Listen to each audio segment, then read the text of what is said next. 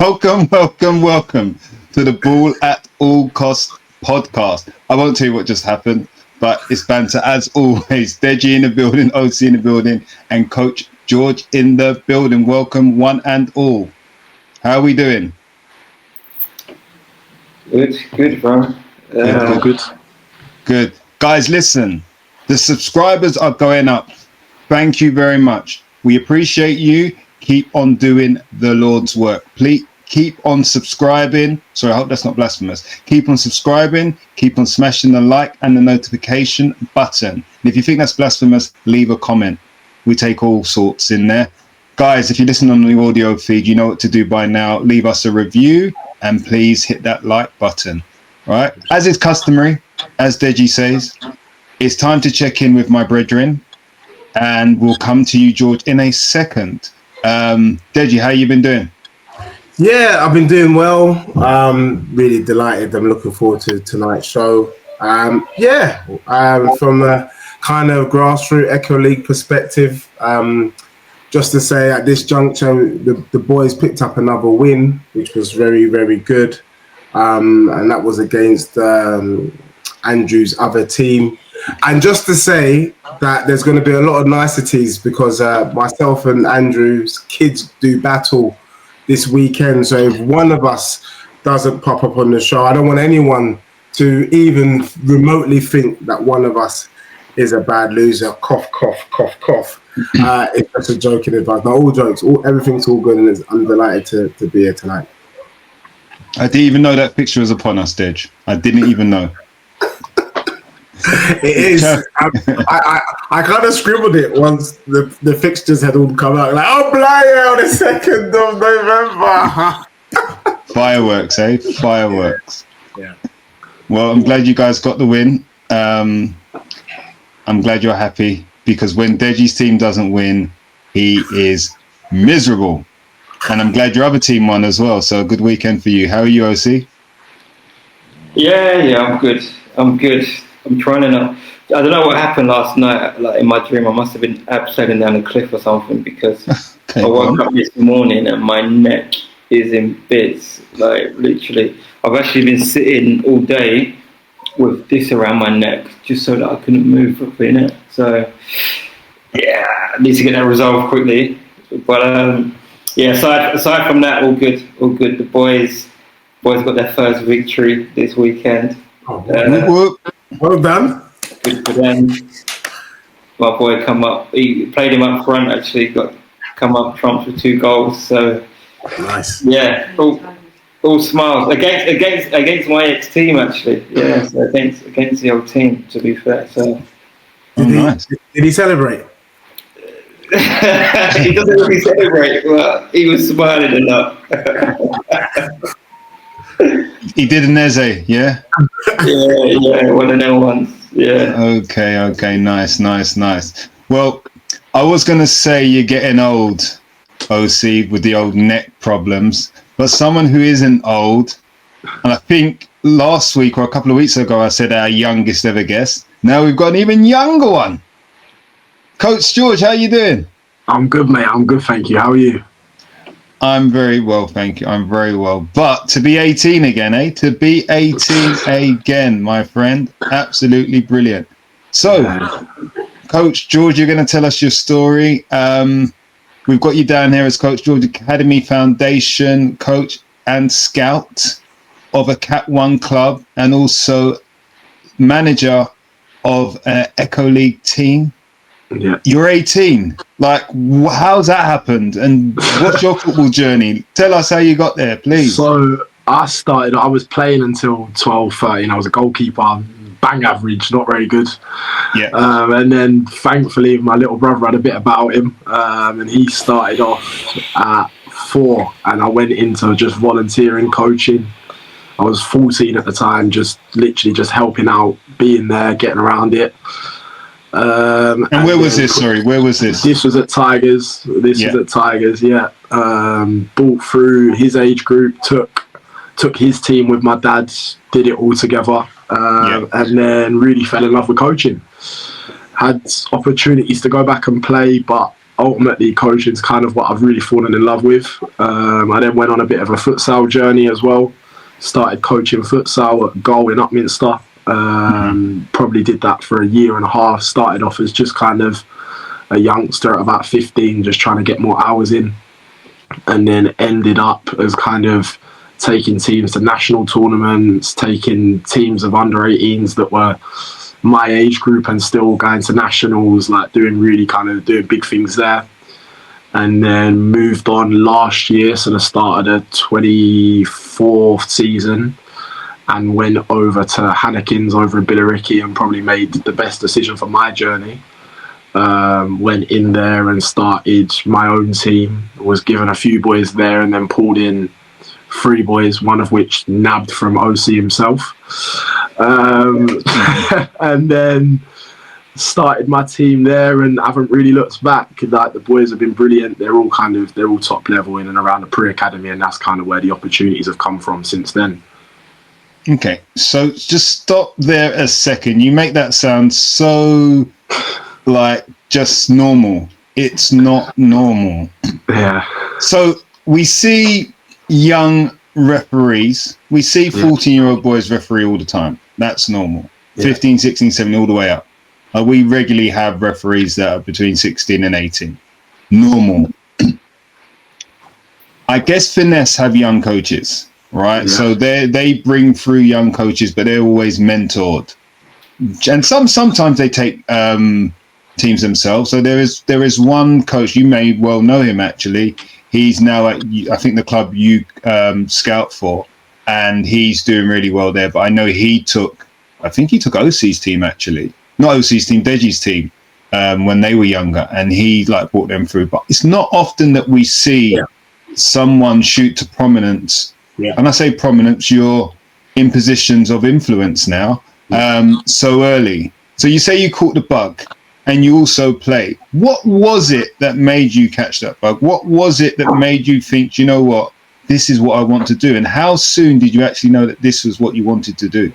Do you know what? It started very, very simply, literally just kind of going over on a Saturday morning, being amongst everyone. I think, as I said, I was 14, but I enjoyed kind of just being around it all, the social side of it, the seeing the kids come over, smiles on their faces, buzzing after a session. I think OC will probably have told you about the environment of it all before. Like at Tigers, you go over, there'll be 50 boys, different levels, from some boys that are signed at now at Cat 1 clubs to boys that are literally just there, that can barely kick a ball even. And it's for me personally, I've really caught the bug recently for kind of developing the top level players, the boys that are in around the pre-academies. That's where I specialise at. But ultimately it started with boys of every single level, and just kind of seeing the enjoyment that football gives them.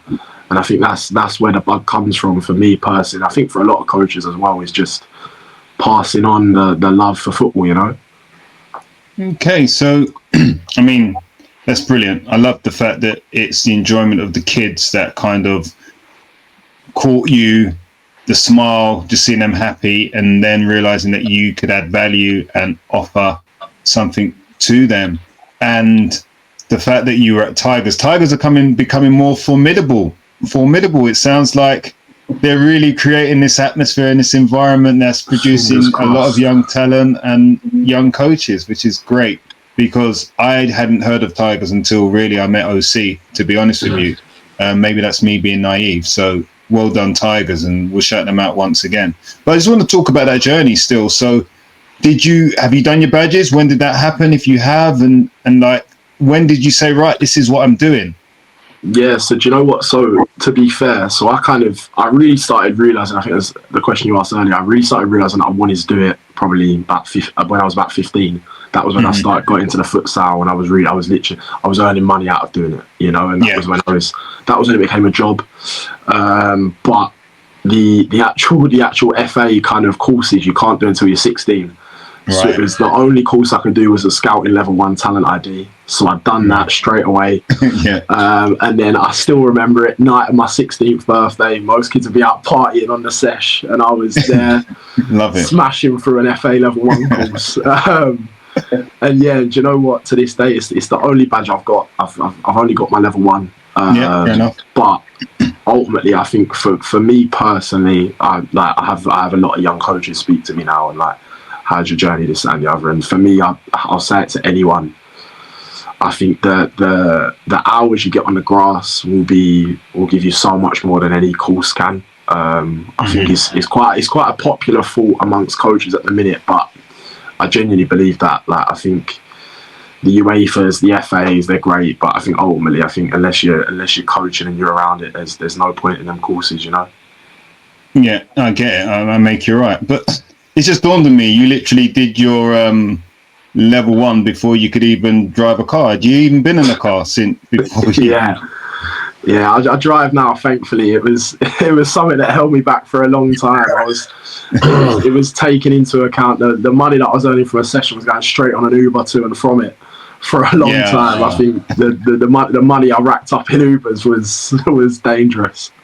Okay, no, fair enough. And what did your parents make of you dedicating so much time? So is it literally full time? This is what I want to do. I guess you still had to study, right? And so probably only finished recently.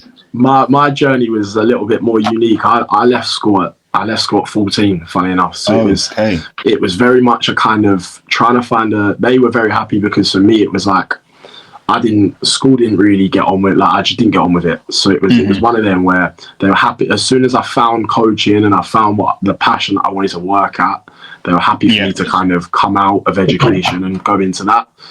My mum's very much like, she's been brilliant with it all, but my dad's around it. Like he was the lead of the youth section at Tigers. Like he's been in it for years. So it was very easy pathway to go into. But yeah, so now it's kind of the Hannekins move and whatever has really helped me make my own name away from kind of my dad's name, which has been good. That was always kind of the aim, was to eventually branch out, and now I'm finally doing that, you know. So was it just to be on your own and just literally flap your wings and spread them away from your dad? Not that you've got anything against your dad, but you wanted to be your 100%. Own man. Yeah, 100%. I think, to be fair, I think like even now, like the conversations we have, he's very old school, you know. He likes a certain player. He'll see me coach and go, George, you got to make him pass, mate. You got to make him pass. And I'll show him a video of a kid doing 4 Maradonas and then smashing 1 top bins. You know, it's differing, but we each have our own way of football. Listen, some like the other week, for example, I was at a meeting at my club, the club I scout for. And he stepped in and took my team's game for me, you know. So it's one of them where he still helps me out with it all, you know. Yeah, we'll come on to that. I'm going to open the floor because I'm just still gobsmacked, to be honest with you. So, Andrew, I am mute. Go on, Dej. I am gobsmacked. George, you know, forgive me if I hope I don't come across in a patronizing way, mate, but you really do come across as a remarkable and impressive young man. And let me tell you why. There's a lot of people listening to this that might unsubscribe by some of the comments I'm about to make, and you know, I can live with it. We are living in a world where the parents love and eat, drink, sleep Echo League football. All of this nonsense about it's kids football, that went out the window a long time ago. These people talk about it 7 days a week. They're coming out of work meetings to have a phone conversation about the weekend's game. Everyone's doing tactical boards. The thing that I always found quite crazy is that we live in an environment where people are struggling to do the flag, to do lino on the weekend. And here you are managing a team. And not just managing a team, because there's 2 types of teams. There's the family-orientated team, and then there's the kind of win-at-all-cost team. And it sounds like you're on the win-at-all-cost level, hence why you're dealing with the academy. Yeah. But my first question is, in a long-winded way, is, first of all, well done. How do you handle the pressure that comes with the top end of grassroots football? Because that's not a joke. You've got people saying, why is that person playing and why isn't that person playing? We want to get into the academy. They want to beat the big teams, the likes of Ryan, the likes of Billericay, the likes of of all these other names in the game. Yeah, talk to us. How do you handle all of that? Do you know what? Started off just very honest conversations. It was something that I've always had with all the parents, be very honest with them. So at the minute I've got two teams, right? So I've got my under 8s that are playing up at under 9s, and I've got my under 7s. My under 8s that are playing up at under 9s, that was my first team. So that was kind of my first experience of it. There was mistakes along the way. But ultimately it was just kind of talking to parents through it all. Listen, I've spent hours on the phone calls with parents, kind of calming them down, trying to reason with them, you know. But ultimately, yeah, I think just being very honest with people, making sure that they are clear. Listen, like last year, for example, my team went unbeaten, won the Echo League, like did it all, came second in a national tournament, like everything. But ultimately, that's never the priority for me. The priority's always stayed the same, is making sure all of the boys that I've coached that have been in that team have got an offer on the table come May this year. And then with the under 7s, it's been slightly different ride in terms of how it's been, because straight away I think they lost their first game of the season. They lost not this week, just gone the week before that. So again, it's been a different. It's not been a smooth sailing. It's kind of, again, talking to parents, telling them the vision, making sure, as cliche it is, they do trust the process, they stick by it. Everything we do for a reason, we do a purpose. And I think that's always been the aim, you know. Yeah, I think that's fantastic, and I love the fact that time. You know, I'm one of those kind of parents that I will call you, you know, 3 or 4 times a week, and we'll have marathon conversations. So the fact that you're able to kind of give that time, I applaud that, because it can't be easy. But I feel like personally, if I don't have that let off, then I find it extremely, extremely difficult. And George, I still hope you're there, even though I know I might have, I don't mind you putting it in the dark place. I know it's not easy having a conversation with me. No, just kidding.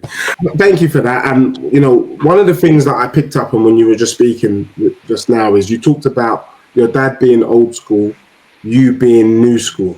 And you talked about someone doing Maradonas, which in my generation, we call pirouettes. And smashing the ball into the top bins.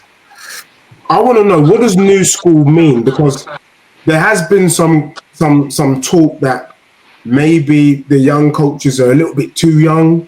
They haven't been around the game long enough to be making decisions around scouting. But can you debunk that? 100%. Listen, I've had this chat with many people. For me, it's, listen, without bigging myself up, I'd say I've got a good name at the minute. I'm doing well, but ultimately I'm young, and I've never ever misplaced that. I'm here to learn, you know. Like, any coach that I see, I'm prepared to learn off. At the end of the day, a lot of these people have got more experience in football than me, so I'm prepared to learn. I have my way, my ideas, the way I want to see the game played, the way I want to see players developed. But ultimately, I'm here to learn, you know, and that's what's always been most important for me, is I'm still developing, I'm still building an idea. I've got my idea at the minute, but my idea 6 months ago is so much different from how it is now. You know, I've done it quite a lot with my team at under 9s. I had how I've always written. I've done quarterly reviews, and it's really kind of helped me keep it in check of how I want to see the players develop individually, how I see it going as a team. And every quarter I see something very different to what I did the quarter before, you know. And I think that's the best way I can describe it, is just my ideas changing all the time.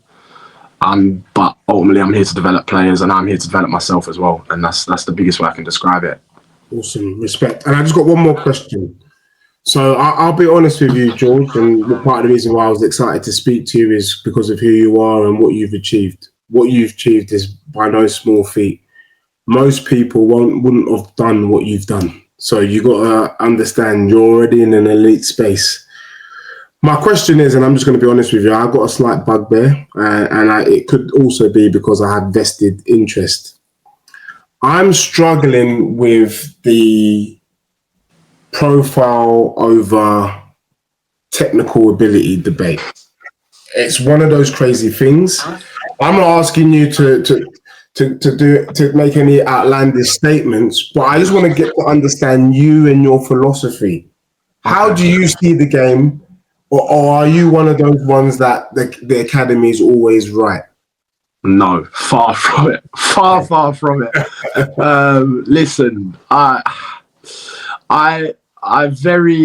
always started off, and I was very similar to a lot of people, and I think I like boys that look good with the ball. You know, they're good, and I think the biggest word I can describe it is good movers. I think that word gets thrown around a lot, and I'm not sure a lot of people know what it means really, but I think it's boys that move smoothly with the ball. They're in control of their movements. They're fluid. I go, like, in my sessions, I think anyone that's been to my sessions knows that I'm very big on body manipulation as well. So instead of just being able to manipulate the ball, can you manipulate body? Do you know how to feint? Do you know how to wriggle? And I think it's really important. I think the profile over technical ability thing, I think is often misconstrued as well. I think a lot of the people think, oh, this boy's big, he's athletic, he's going to get picked over my kid who's small and technical. But I think a lot of the time the clubs look at it, they've seen the cycle go around thousands of times. I think at the end of the day, if your boy is small, technical, he's always got a chance. But ultimately, if he can't get around the pitch with the way the modern game's going, it's difficult, you know. And I think doesn't matter how technical you are, if you can't move around the pitch, you're not going to be able to influence the game with your technical ability. So I think you've got to have a physical floor to be able to influence the game. And I think that's where that's my philosophy personally. As long as the player's got a physical floor, then the technical ability comes in later, personally. Respect. Let's see.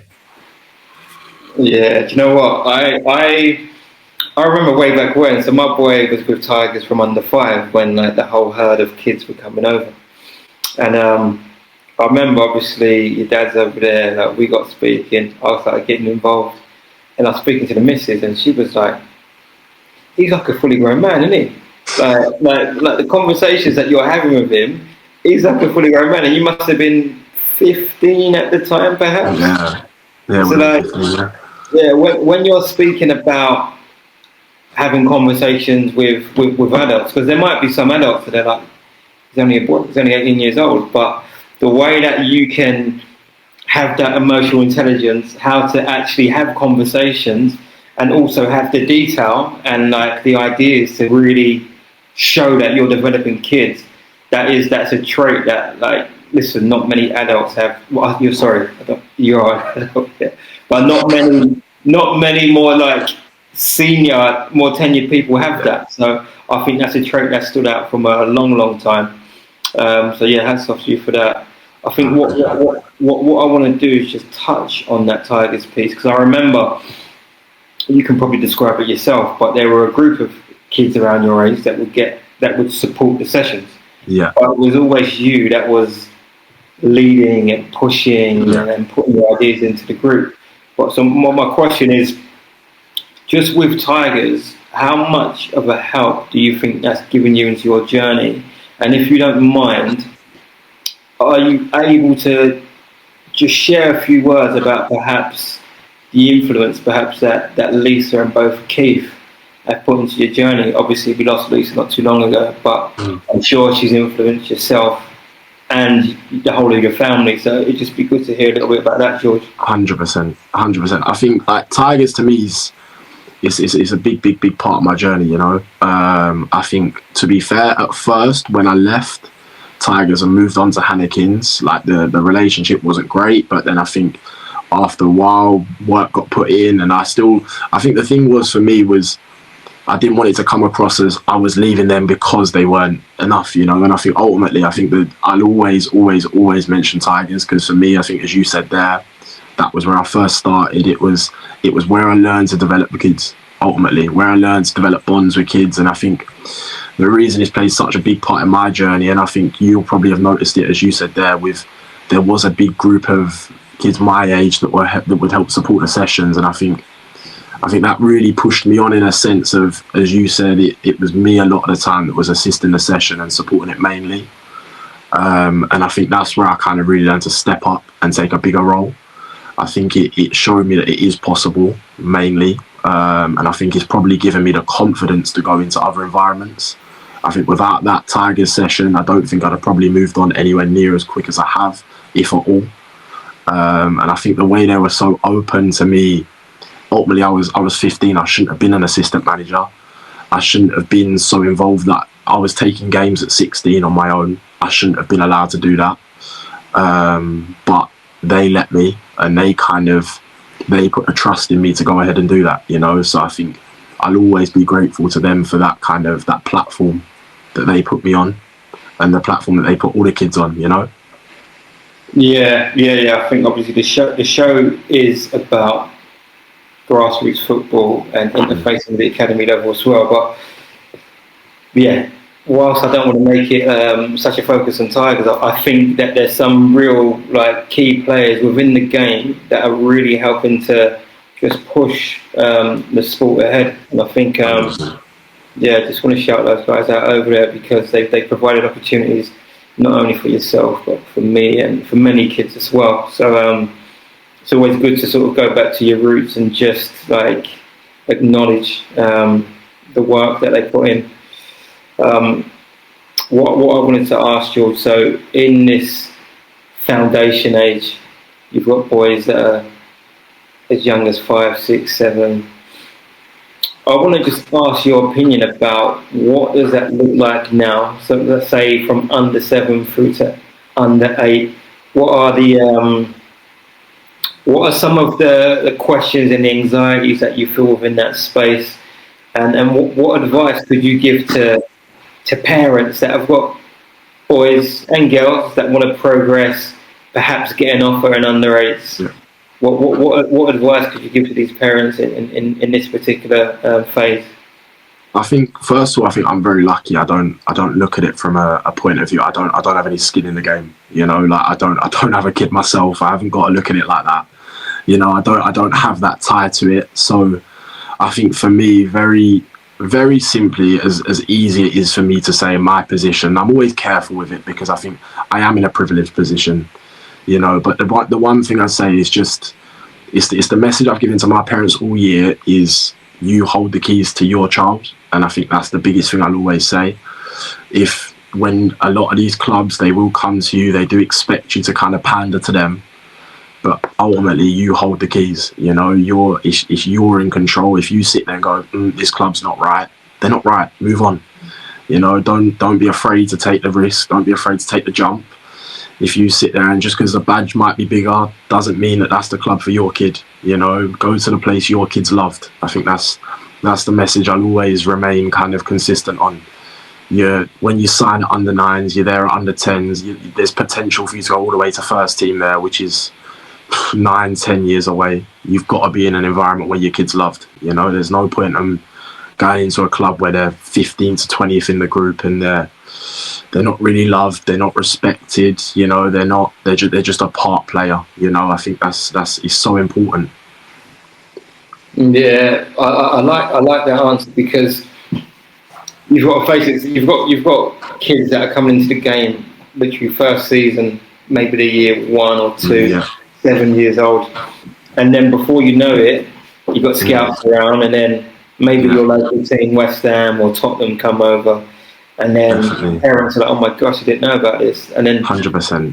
And then as things start to progress, they split themselves so thin.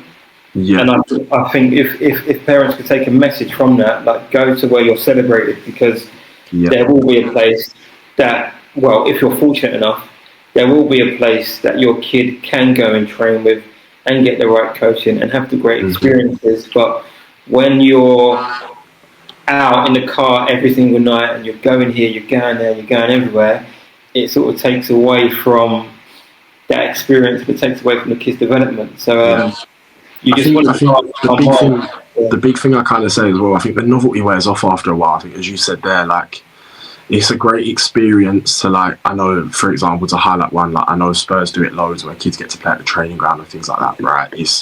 It's great, but then I think it gets to a point where the novelty of these clubs can wear off. You know, when you're doing an hour car journey there and back for an hour's games or an hour's training, it wears off. And I think that I highlight it to all the under 7 parents in particular. The 8s are a bit different because it's their signing year. You know, for a lot of these parents, it's a big year. But I think that the 7s in particular, I always say is just make sure your kid's actually developing as well. I think you'll have seen it firsthand, a lot of you, where boys go into these pre-academies. I'll do pre-academies 4 nights a week. And ultimately, a lot of these sessions are run by scouts in the development centres. You know, they're there to be seen, to be looked at. They're not there to be coached and developed.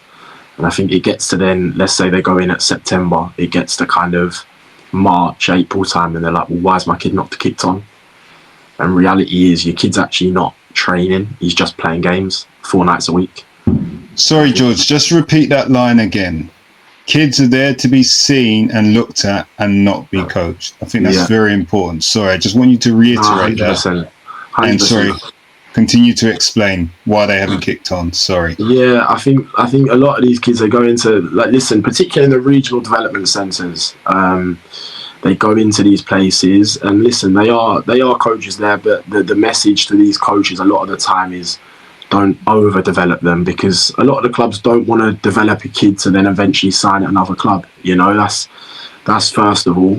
So it's not the club overlooking your kid. It's just ultimately that is the message that's given to them. But very simply, your child might not be developing because of that. Because if they're not training and they're just doing pre-academies 4 nights a week, they're not developing. Very good message there. Absolutely great message. Sorry, OC, were you finished? Did I just jump in? Yeah, if you guys want to jump in, I'll have a few more after. Okay. I'm still gobsmacked, sorry, and I don't mean this to be disparaging. I'm going to ask you now, like, literally, when are you having your first child, when you get married, and when you're moving out? Because I feel like you're going to do all of that before you're 21. Project Lavinia Miles already started, don't worry. I'm finding a 6'1" woman, mate. We're going to build centre halves. Athletes, I'm telling you. He's already got the plan. This is what I mean. Mate, this is why I asked the question.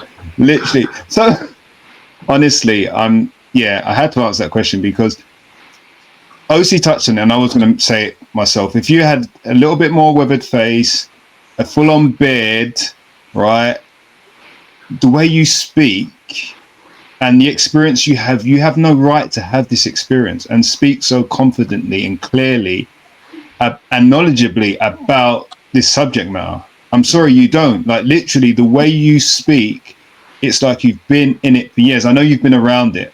I know you have, and I know you did your brother's journey, but it's amazing the way you carry yourself and the message that you can actually portray. And like you said, that emotional intelligence, I think OC touched on, to deliver. But I'm sure even with that, because you look so spry, because you are so young, you have a baby face, there are going to be adults potentially that challenge you and try to intimidate, bully you. Has that happened? You don't have to mention names if it has. And how have you managed to deal with it? And especially away from the safe space, I guess, of Tigers, where your dad is. Do you know what? To be fair, I think I've been quite lucky in a lot of ways. Like whether it be on the sideline at games or whatever, I don't get wrapped up in it all. To be completely honest with you, like for me, I'm a coach. I'm not there to argue with referees or parents or other coaches. Listen, of course it happens. It happens at every grassroots game. Everyone goes through it. But for me personally, I'm very careful of kind of, as you say, like, I am young. My brand could be very easily damaged of, he's young, he's immature, this, that, and the other. So I'm very careful of it. I make sure to kind of keep away from it at games and things like that. Like I very rarely get wrapped up in it. But I think for me personally, I've been quite lucky. I'm very approachable. I talk to everyone. I don't really have a bad word to say about anyone. I think football's a very small game. I see it with a lot of parents where they want to talk and yap about other people.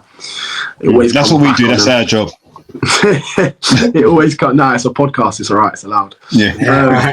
But it always comes back on them. You know, I just keep away from it. I think it's the best way to do it. I think a lot of the parents, they talk themselves into circles. I mean, I saw it last year where boys are actively getting kind of not signed because of their parents' behaviour, you know, and I think a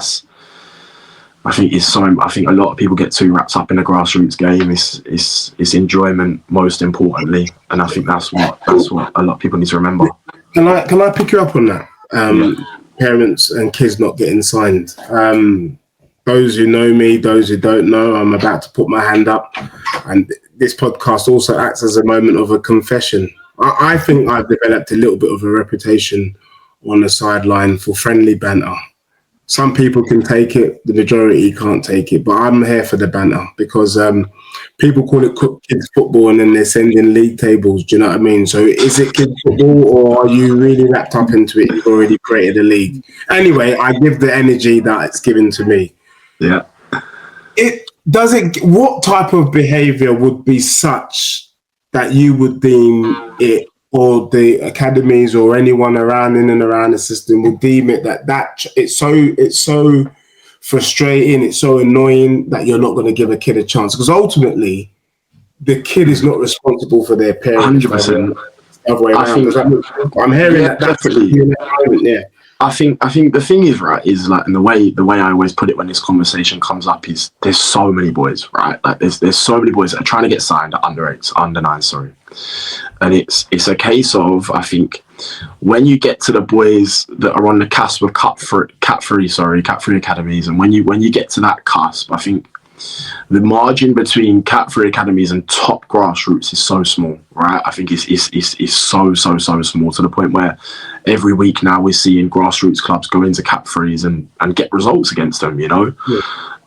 So I think if you're a parent on the borderline of kind of Cat 3 or on the borderline of Cat 3/Cat 2, Cat 2/Cat 1, I think it gets to a point where if you've got child A or child B, they're both very similar level, and then you've got child A's parents are good as gold, they work, they come in, they keep themselves to themselves, they're quiet.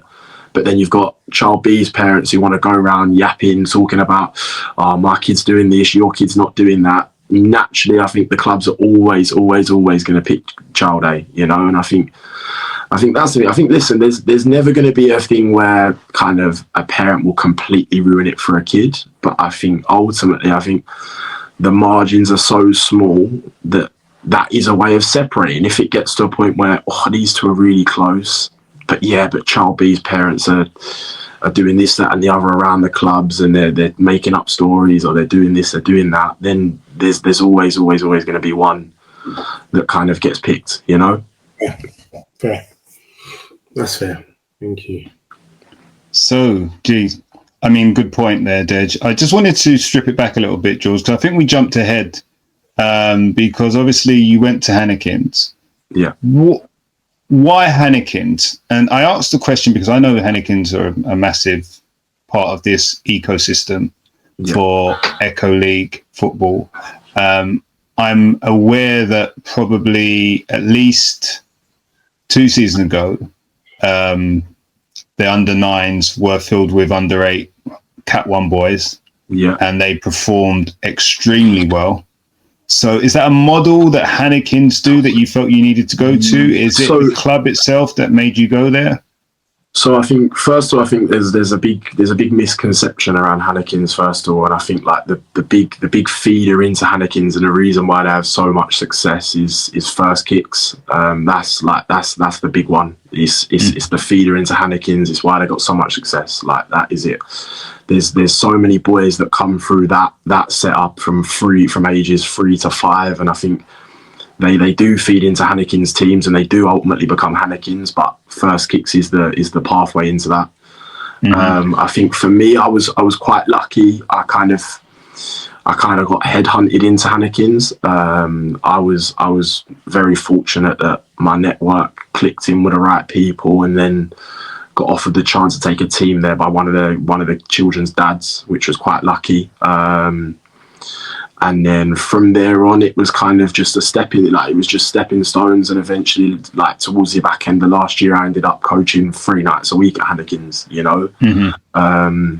But yeah, I think Hannekins as a club are brilliant. I don't think they really get the respect they deserve, personally. When you come to talking about developing players, I think Hannekins are up there with the very best.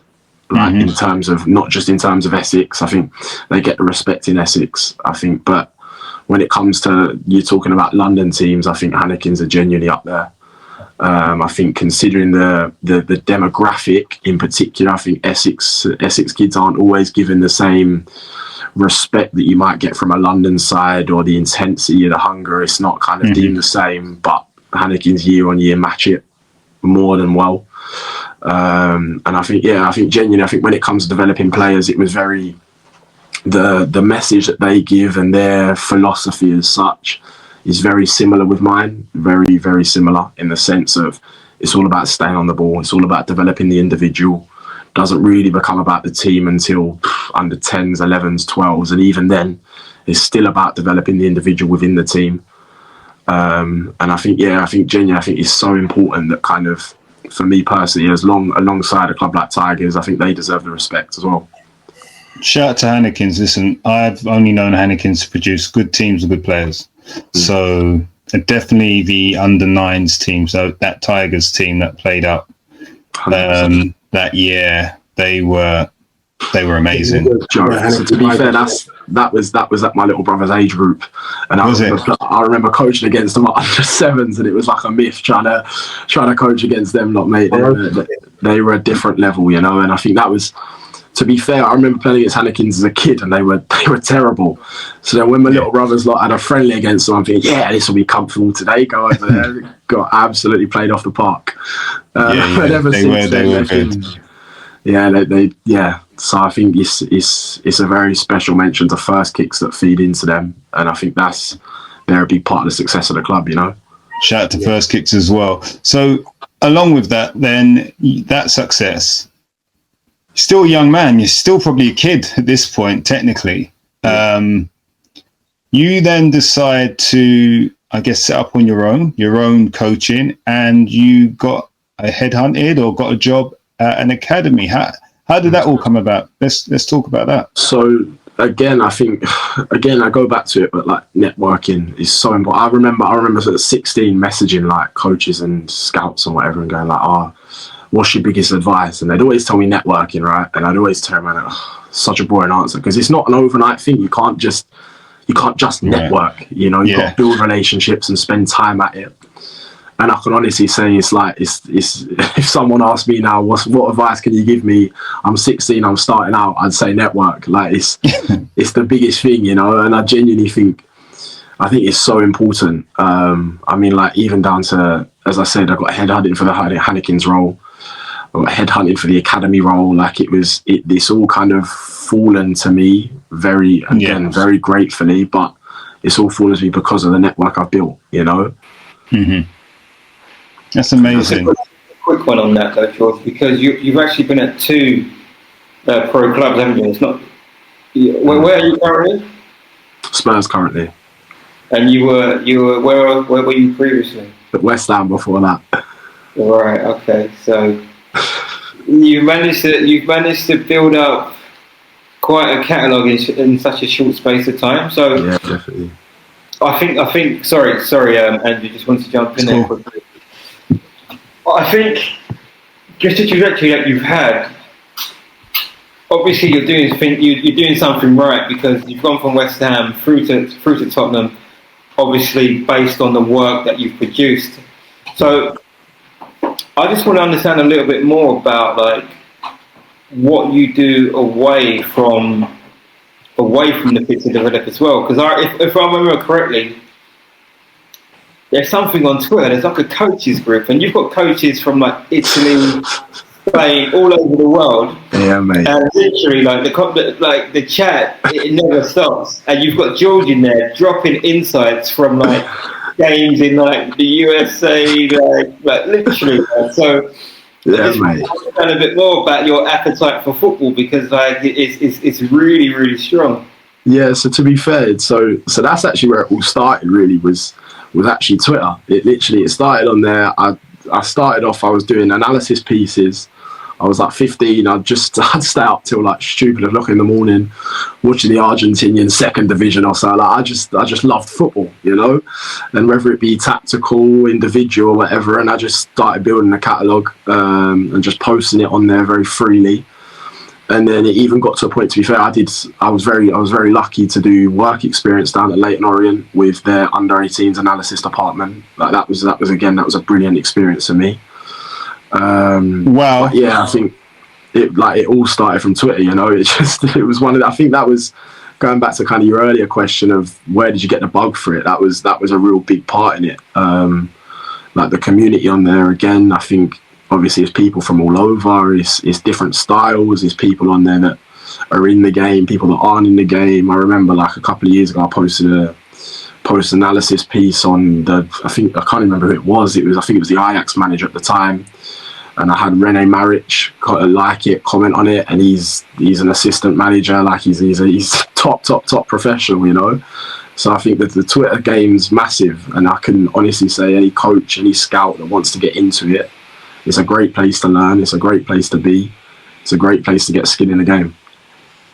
Bloody hell, George. Yeah. I don't know. I wanted to just follow up on that, Andrew. Go on, mate. But I could be going ahead of myself. Look, George, I think what is the plan in terms of the academy stuff? Because what are the phases? I think the one thing that when we've talked with other guests, they've never actually taken us through, okay, so you're in the academy. What does that journey look like? Do you know what I mean? Where can it take you? Yeah, so I mean, for me, to be fair, do you know what? As starting out, it was always, okay, scouting's the foot in the door to a coaching role, right? That's always been the aim. But I think now I'm actually in it, and it was always like a case of, I want to move up the ranks and get into, eventually move on to senior football and this, that, and the other. Now I'm in it, I'll be honest, I love the pre-academy age group. I love coaching it. I love seeing the boys develop session after session. They come in 1 week, you teach them something, they leave, and they're instantly a better player. You know, it's probably me taking the easy route, but I think like you put in work with an under 16 is taking 3, 4, 5 weeks for you to see the growth, you know. I think the instant reward of seeing boys that are 6, 7, 8 even, and it's like a case of you see them develop week on week, and I think I get so much enjoyment out of that.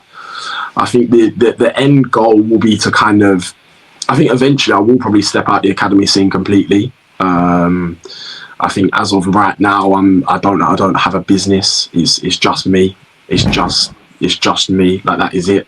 It's my name. It's my reputation. I think eventually the business will come, and once the business comes and grows, I think then I will potentially step out the academy scene. I think it gets a little bit too political every now and then and can kind of hinder opportunities. So I think eventually I probably will step back from it. But as of right now, I'm enjoying it while I'm on my own. I'm loving it. I love the academies. I love being around it, being around the top level, being around top level professionals, whether that be the staff in the building. I think some of the staff at Spurs have been brilliant for me. They've taught me things that I couldn't have even imagined. So I think that's, for my development, again, it's been brilliant. You know, and I think ultimately that is it. It's just seeing where it takes me. I can plan now, but in 6 months' time, that plan will be out the window. It'll be something completely different. Yeah, I respect that. Coys. Did you just drop a yellow card worthy statement there? No, he said that it was just really a reflection of George and the way that Spurs have looked after him. I just thought it would be right to drop. Sorry, here's a yellow card offence, definitely. But sometimes that's what you call a professional foul, and I'll take it. That's a professional foul. Yeah, but to say it twice is 2 yellow cards, mate. It's like taking your shirt off, which you literally did earlier. Anyway, we keep it moving, Deji. Shame on you. Listen, I'm not mad at it, but I have to be fair and I have to be consistent. Yeah. Right. That's all I'm saying. George, it's amazing. So I was actually disappointed in that answer. I'll be honest with you. I had you down as the next coming of Pep. You're doing tactical analysis at 15. Now, right? You're posting on Twitter and getting people to like it, and not getting people to like it, people are naturally liking it. The analysis piece. Why don't you enjoy that? Why wouldn't you want to continue doing that? Do you know what? Yeah, I do enjoy it. The game's going far too database for me, mate. I can't keep up at a senior level. There's too much data involved. I don't like reading graphs. I don't like doing huddle. It's not for me. Very, very simply, I'll be honest. It's not for me. Listen, as a coach, I think that the dream role would potentially, like I say about it a lot, like the dream role for me would be individual development coach. That's my dream role. You know, it's at a club.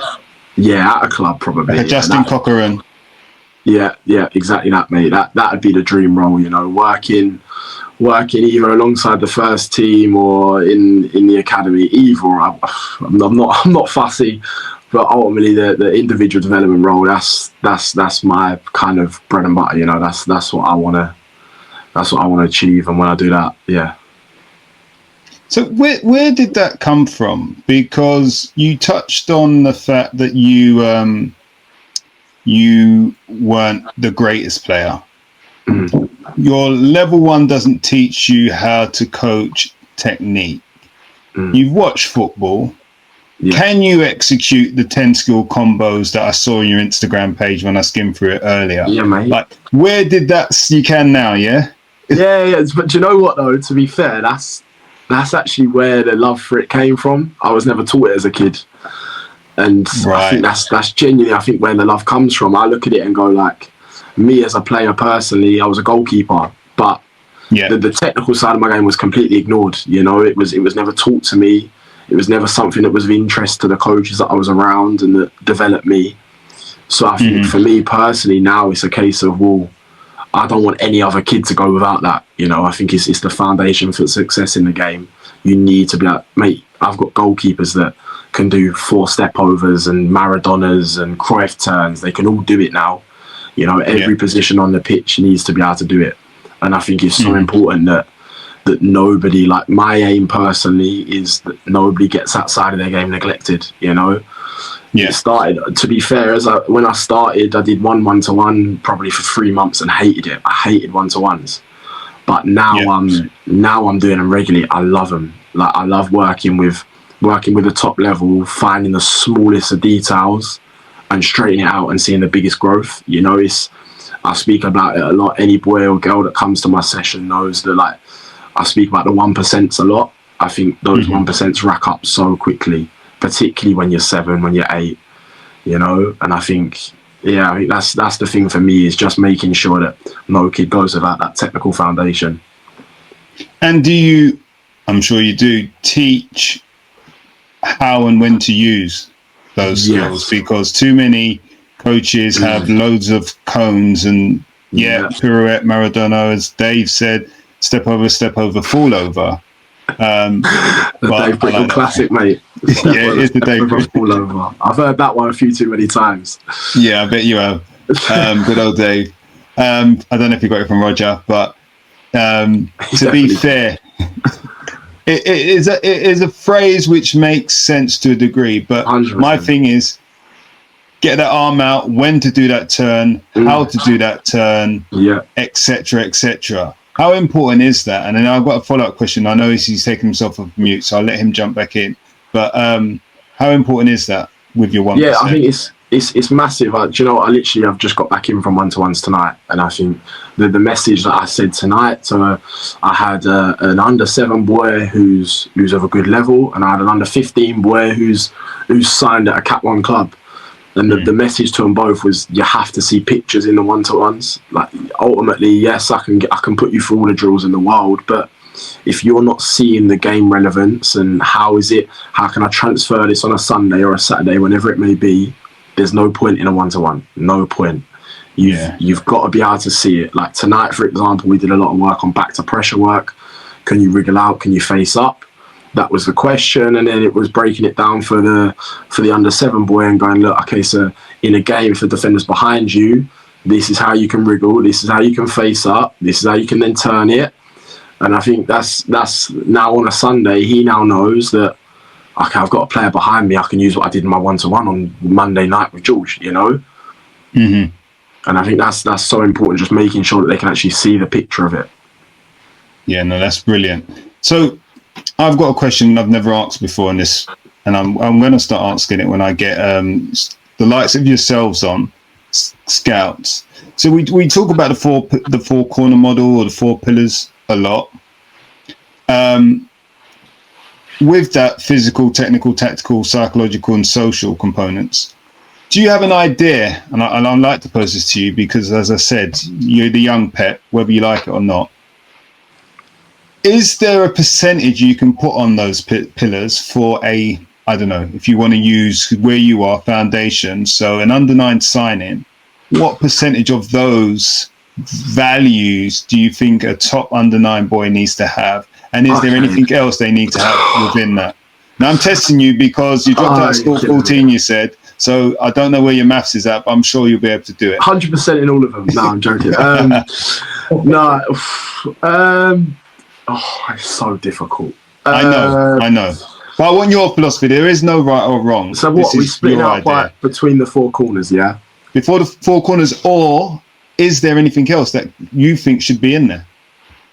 Okay, so I will go. So for me personally, tactical doesn't matter too much. I don't really care. If so we're saying 0, 10? 10, if that. 10. Then you're looking at social, I give a solid 25 to. Okay, 35 we're at now, yeah. There's 35. So then you're looking at technical and physicals, right? And you split up between them two. So you got 65 between the two of them, yeah? So I'm going to go personally 35 physical, yeah, and then 30 technical. But the biggest thing for me in any player is, can you learn? The genuine, like, if the amount of kids that I see that are top at under 7, but in the nicest way possible, they're not the smartest, so they don't develop past under 10. Yeah. The boys that I see a lot now are boys that are okay to good, but they're top learners. So then by the time they're under 10, they've taken on all the information from their various coaches like sponges, and now they're a top footballer. And I can honestly say, being a good learner and wanting to learn can wipe the floor with all of those four corners and take control, because that is, for me personally, if like one-to-ones in particular, I actively refuse boys that can't learn, because there's, to be honest with you, a one-to-one is pointless if you can't learn. Yeah, I understand your comments there. Can we just, I'm going to wrap this, I'm going to put this in, frame this and put this somewhere. Coach George, before you become Pep, so we said 10% tactical. Yeah, 10% tactical. What did we say? 25%? 25% social. Social, yeah, social. I'm writing this down, listeners. Sorry for those on the audio. And even those on the video, you may not be able to see that I'm typing, but I'm concentrating here. Go on. My one finger typing. 30% technical, and then 30% technical. 35% physical. 35. Right. So, guys, if you're listening, coaches, if you're listening, you disagree. Yeah. What do you say? 30% technical and 35 what? 35 physical. Physical. Yeah, if you're listening, you disagree, please drop it in the comments. You're perfect under 9 player and top learner, you said, and top learner. So that is top learner. Most important. Forget all the percentages in the world. Top learner. Be a good learner, and I can coach the rest. That's what I say. Be a good learner. I'll coach the rest. You've heard it here first. Brilliant. Sorry, Osi, you're off of mute, so I'm going to hand back to you before I ask my other questions. I like that, because for that learning piece, say for instance, you've got a boy and their physicality isn't really at the highest peak. Yeah. If they can learn how to use their body, how to position it, how to work with what they've got, then again, that just allows them to perhaps 100% value in their own way in that particular environment. So. Yeah. I think the point that you were making regarding the physical earlier and just now, you face it. Listen, you take a look at certain teams in the Premier League. Perhaps my team that not on the best run right now, but I think what's that? Could be worse. Could be West Ham. Don't worry. Yeah. I think the game right now, certainly in England, it very much is focused towards physical. It has been, but right now. The physical aspect of the game is just so high, and you're seeing players like Verts and Odegaard and even Bernardo, a number of these players that they're not really able to excel in the game right now. So it is a big piece. But just want to come back to the question that I was thinking of. So With your business, you didn't call it a business. You didn't actually call it a business, which I found very, very interesting. Just so the tax man doesn't call me. That's all. So with your brand, I think it's blown up certainly in the last. Sorry, OC. Just to clarify, it's a charity. Let's move on. Foundation. Yeah. With your charity, what sort of progress and interest have you seen sort of develop over the last year?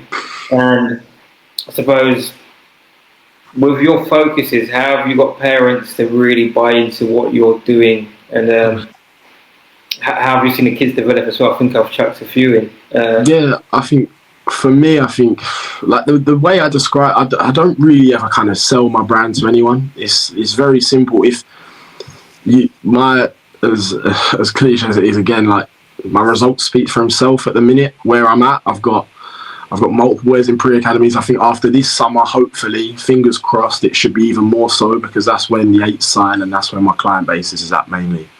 So I think hopefully once they sign, you'll be able to see it even more so. But yeah, I think the brand itself's gone through the roof. Like my name personally, I think I'm seeing it now more and more.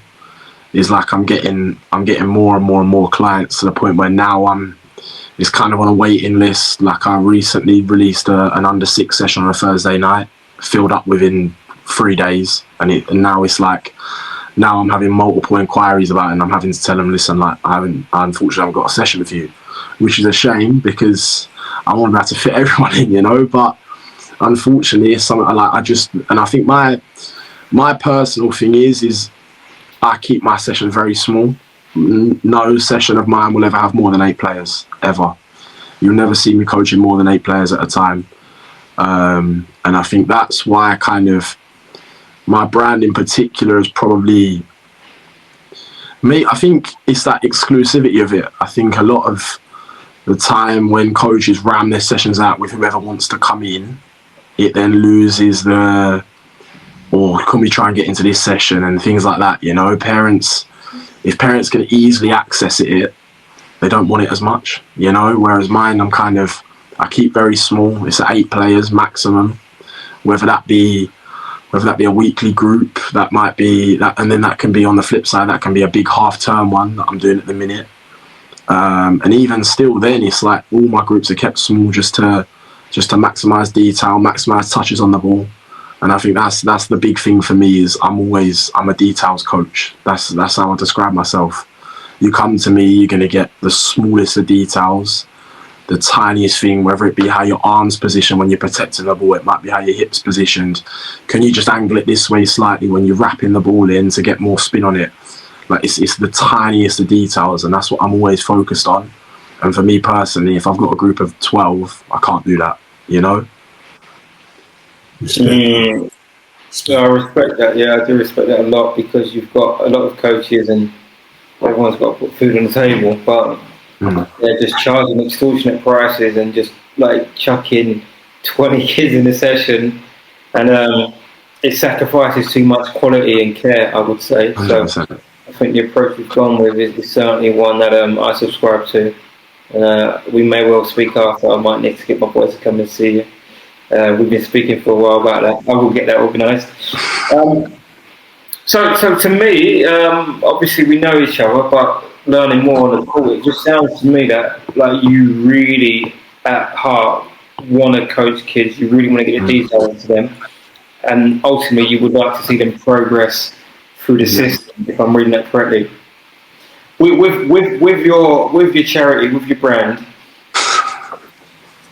Would you like to grow it to a place where it's beyond yourself? You've got other people on board. Is this a philosophy, or what's the plan?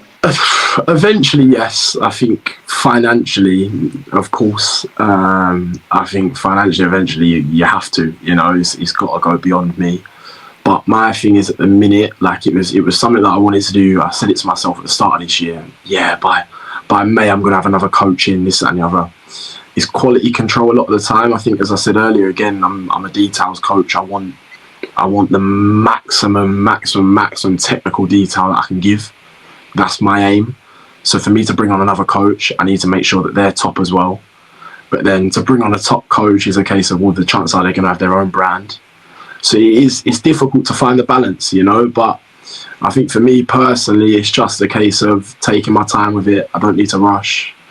As I'm sure everyone will have heard throughout the podcast, I think I'm very young. I don't need to rush. That's my thing. I can take my time, build my brand, build my reputation.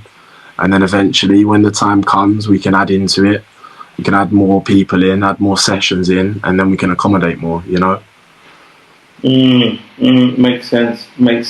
You sound like someone else I know as well, where he works with small numbers in his business because he just has a way of like seeing the game, and not loads of people see it that way. So recruitment's quite difficult, isn't it? But to try and get people on board with that same value and vision. But like you say, you've got time, so there's no rush with that. So just bringing it back for the parents. In this particular phase, I know that you're working at the start of the phase, but I think it would benefit parents in under 9s, 10s, 11s as well. What is the focus that the parents should have when it comes to trying to ensure that their kids are getting the right diet, as it were? Would you recommend a certain amount of time to train? Like what type of focus is? Look, every kid's different. Just know your child. If your child gets home on a Thursday night after school and goes, "Mum, Dad, I don't want to train today," doesn't have to train. Don't get out the door to another one-to-one, to another, like, just chill out. I think if there's one person I can highlight, I think OC, you'll know him, Diego. I think he's the best for it. Listen, I can share my thoughts on it, but when it comes to kind of parent mentoring and giving parents advice, he's number one. He's going through the journey himself at the minute with his boy. But yeah, I think ultimately, very simply, just know your child. If you see your mate's kid next to you and he's training 7 days a week and he's running his socks off and he's doing that, good for them. Doesn't mean it has to work for you. You know, don't do the same session all the time either. And what I mean by that is don't have 4 of the same session in a week. There's no point. Your kids learn it all. I think for me personally, so for my style, for example, it's very much details focused, game related stuff. So it might be, yes, it's 1v1, yes, it's small sided, but it's with purpose, with intention, with the game in mind. It might be then mixing in a futsal session. It might be then mixing in a more kind of a plyometric session. You know, it is something. Just develop your child as an all-rounder. Don't focus on one niche of, for example, bringing him. Let's say, highlight me, for example, bring him to me who's going to do ball mastery and technicals, to then on the next day go to another ball mastery technical coach, to then on the next day rest him, and then on the next day after that go to another ball mastery and technical coach. There's no point. He's developing one side of his game then. But then when it comes to it and his athletics isn't developing, or his intensity isn't developing, or that just another side, or his ball strike isn't developing, you need to just develop the all-round child, develop him, make sure he's enjoying his football, or her. And yeah, just develop everything, you know, don't miss out anything. I like that response. Shout out to Diego. I'm working in the background trying to get him on. So yeah, if you're friendly with him, give him a nudge, George. I'll give him a nudge, mate. What I was going to say, I just think that in football, a lot of it is about relationship, and a lot of it is about who you trust. But I do think that there are perhaps some parents that cling to one person, perhaps. And that isn't allowing them to get their kids' diet, if you like. That's not allowing them to be. Yeah, 100%. I think. But then on the flip side of that, the one thing I will say is, do not chop and change coaches all the time. If you find a coach that works, just stick with them. Don't feel the need to go and jump ship because your mates are at another one. Just do your thing. Stay in your lane. Put your work in. Don't chop and change because this coach has just got 4,000 followers on Instagram, or he's just invited me down for a session. Just relax, stay in your lane. Your time will come. Enjoy the journey, and that's the most important part. Enjoy it as parents and the kid. I think as parents, there's a lot of stress as well for you lot. I don't know how you lot do the travel sometimes. I see parents that travel here, there, and everywhere for sessions, and I think you're mad.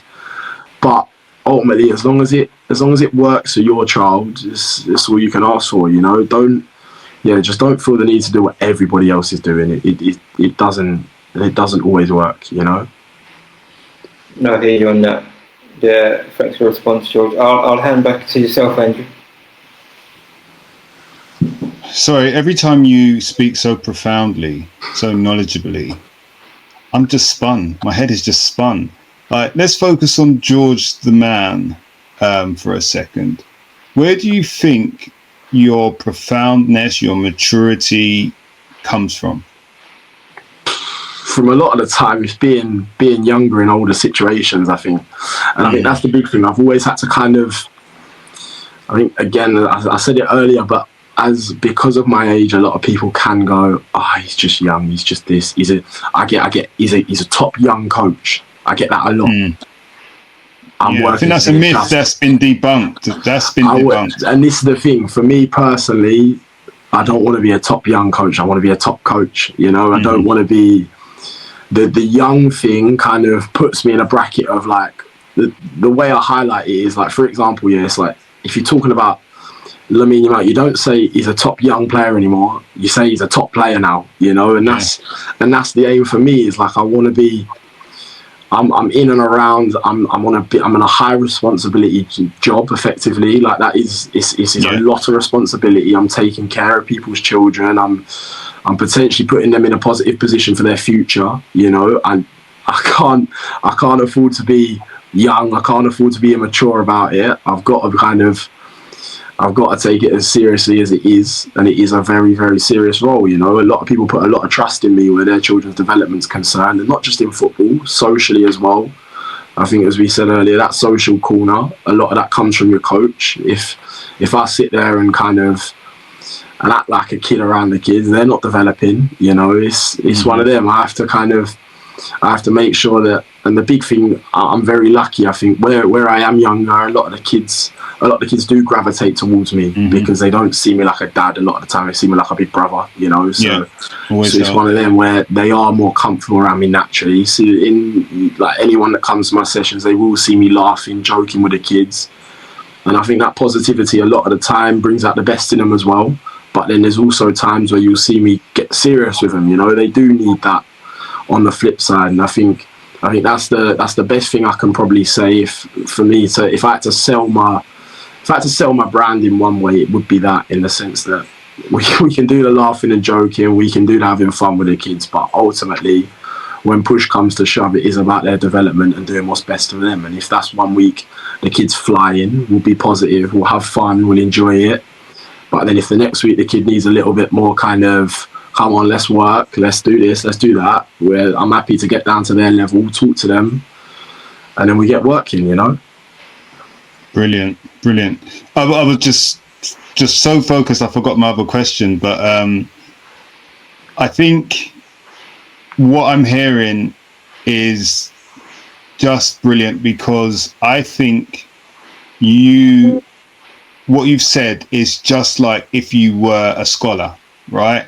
You're focused as if you were playing the game yourself, and this is your passion, this is your job, and you take that responsibility on so seriously. Because my question after that was going to be, what is it, an 18-year-old man by the name of George, what is it you're missing out on? What is it your friends are doing that you're not, because you've got these coaching every night, you've got to wake up early Sunday morning and probably early Saturday morning as well. But then I thought, is that the same as being a scholar? Is that the way you see it? Is it the same thing, or is it different? 100%. How does it work? Listen, as you said there, Sunday, for example, I was up at 7:30, out the door for 8 to my first game, then didn't get back in till 7:30 that night because I'd done a full day of one-to-ones after it.